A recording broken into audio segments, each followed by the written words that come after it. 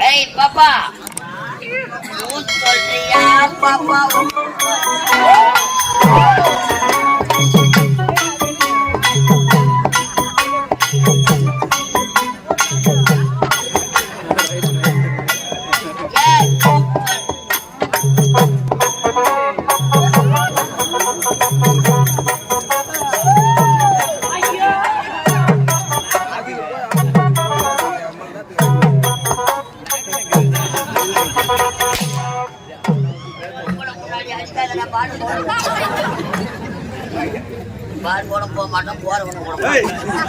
பொண்ணை பார்த்து என்ன பாட்டு பண்ண